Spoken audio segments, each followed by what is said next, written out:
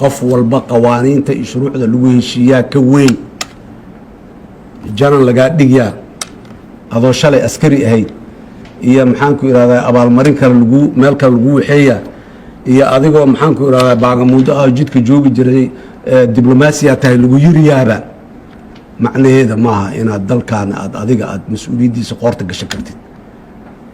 dadka waxa ayaan daranaa la yidhaha aakhira ninkii cadaab ku mutaysta dembi uu nin kale daraaddiis u galay, dembiga adiga gashay ilaahay kugula xisaabtamo waaba la gartaba, laakiin nin kale daraaddiis inaad u dambaawdid waa meesha dadnimada ugu liidata. war yaan dad kale loo dambaabayna, dalkana ha loo turo.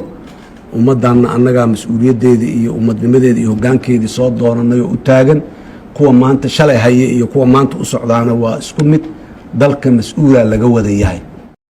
qof walba qawaaniinta iyo shuruucda lagu heshiiyaa ka weyn janan lagaa dhigyaa adoo shalay askari ahayd iyo maxaanku ihahdaa abaalmarin kale meel kale lagu waxeeyaa iyo adigoo maxaanku ihahdaa baagamuudo ah jidka joogi jiray diblomaasiya tahay lagu yiriyaaba macnaheeda maaha inaad dalkaana adiga aad mas-uuliyaddiisa qoorta gashan kartid.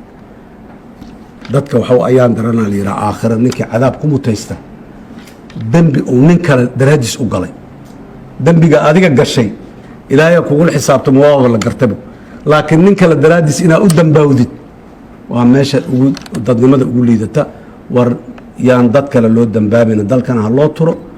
ummaddanna annagaa mas-uuliyaddeedii iyo ummadnimadeeda iyo hoggaankeedii soo doonanay oo u taagan. kuwa maanta shalay haye iyo kuwa maanta u socdaana waa isku mid. dalka mas-uulaa laga wada yahay.